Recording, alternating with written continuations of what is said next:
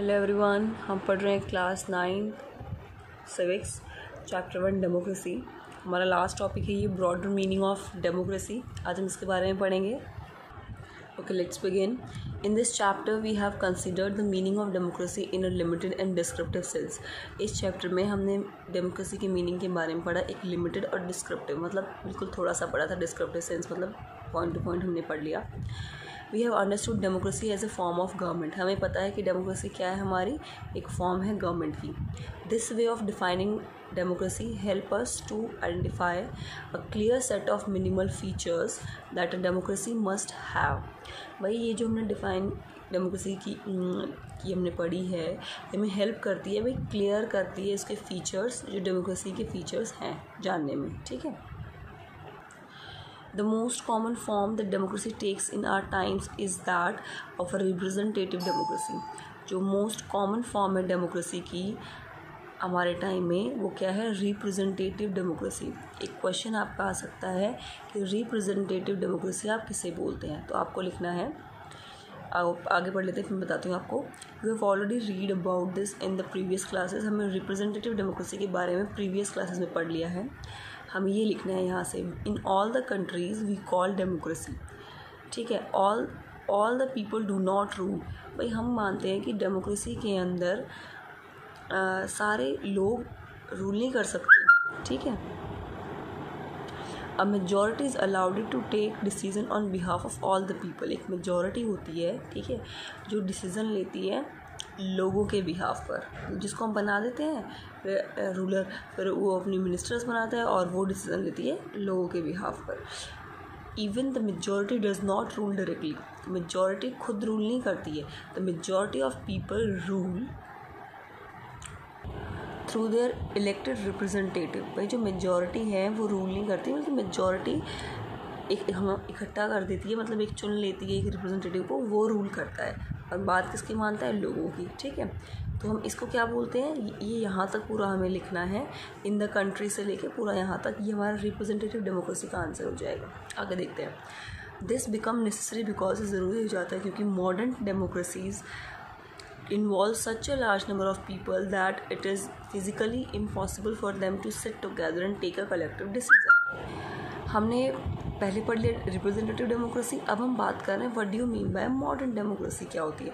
और उसमें आप ये पॉइंट लिखेंगे कि मॉडर्न डेमोक्रेसी इन्वॉल्व करती है बहुत सारे लोगों को जो फिज़िकली बैठ नहीं सकते एक साथ एंड टेक, और उन्हें कलेक्टिव डिसीजन लेना होता है। Even if they could, the citizen does not have the time, the desire or the skills to take part in all the decisions. अगर वो बैठ भी गए एक साथ, लेकिन उनके पास इतना टाइम नहीं होता, इतनी डिज़ायर नहीं होती, इतनी स्किल्स नहीं होती कि वो डिसीजन ले पाएँ। ठीक है। This gives us a clear but minimal understanding of democracy.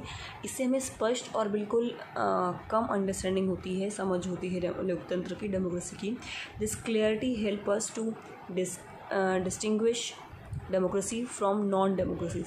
इससे हमें हेल्प मिलती है डेमोक्रेसी और नॉन डेमोक्रेटिक गवर्नमेंट में डिफरेंस करने में हेल्प होती है। यहाँ एक देखो, आप 3 क्वेश्चन राइज होंगे। सबसे पहले रिप्रेजेंटेटिव डेमोक्रेसी क्या होती है, मॉडर्न डेमोक्रेसी क्या होती है, और difference between democracy and non democracy. तो 3 क्वेश्चन आपको इंपॉर्टेंट अभी तक याद करने हैं।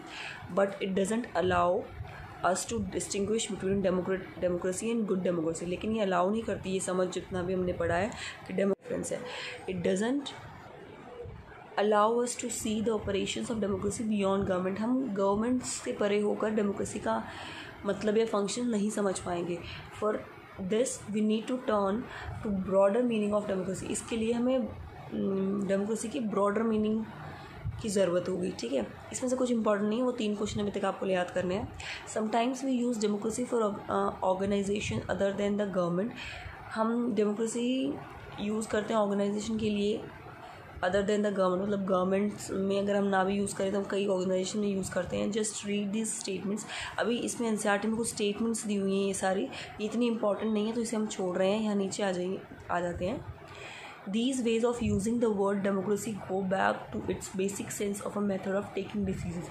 भाई इसमें जो स्टेटमेंट्स, जो वर्ड यूज़ हुए हैं, इनसे हमें ये डेमोक्रेसी की बेसिक सेंस के बारे में पता चलता है कि वो कैसे डिसीजन लेने में हेल्प करती है। तो एक क्वेश्चन आएगा आपका कि कैसे democracy it's basic sense a method of taking decisions, मतलब इसकी बेसिक सेंस डिसीजंस लेने में हेल्प करती है। कैसे? तो आपको आंसर यहाँ से लिखना होगा। A democratic decision involves consultation with and consent of all those who are affected by that decision। तो एक डेमोक्रेटिक जब हम डिसीज़न लेते हैं तो उसमें सलाह लेते हैं और सहमति लेते हैं उन लोगों की जिनके लिए डिसीज़न लिया जा रहा है। ठीक है। Those who are not powerful have the same say in talking the decision as those who are powerful. भाई जो पावरफुल नहीं हैं जो लोग, वो उनका भी सेम तरह से डिसीज़न लिया जाएगा जो पावरफुल होते हैं, जो उनका लिया जाता है। ठीक है। This can apply to a government or a family or any other organisation.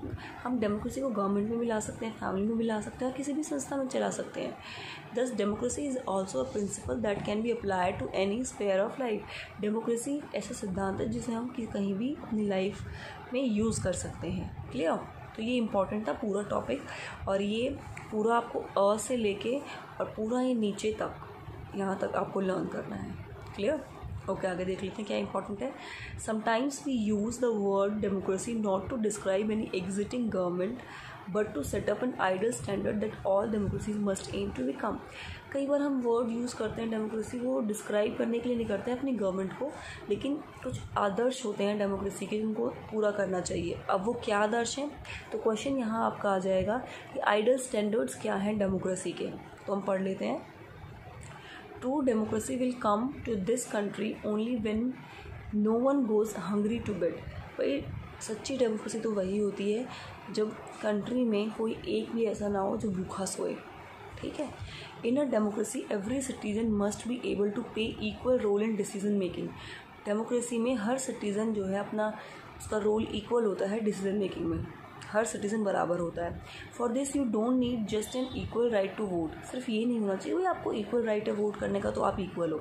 Her citizen को needs to have every information, हर इंफॉर्मेशन होनी चाहिए, बेसिक एजुकेशन मिलनी चाहिए, इक्वल रिसोर्सेज मिलने चाहिए, लॉट ऑफ कमिटमेंट। और कमिटमेंट मतलब सरकार कमिटमेंट करके वो आप लोगों के लिए कुछ करेगी। डेमोक्रेसी में ये सब चीज़ें होनी चाहिए। ठीक है। तो याद रखना है कि डेमोक्रेसी में कोई भूखा ना सोए, हर सिटीज़न का रोल इक्वल होता है, हर सिटीजन के पास इंफॉर्मेशन होनी चाहिए, रिसोर्सेज होनी चाहिए, एजुकेशन होनी चाहिए। क्लियर? ओके, हमने यहाँ तक पढ़ा। आगे जो भी लिखा हुआ है वो सब आपको बताया हुआ है कि भाई हमने डेमोक्रेसी का मिनिमम कंडीशंस के बारे में यहाँ पढ़ा है। आगे बहुत बड़ी होती है डेमोक्रेसी, ये है वो है, तो वो हमारे लिए इम्पॉर्टेंट नहीं है, हम यहीं तक पढ़ेंगे। उसमें से हमें कुछ भी याद करने की ज़रूरत नहीं है जो इसके आगे लिखा हुआ है एनसीईआरटी की बुक में। तो यहीं तक मेन थी चीज़ें। अब हमारा ये चैप्टर ख़त्म होता है। Thank you.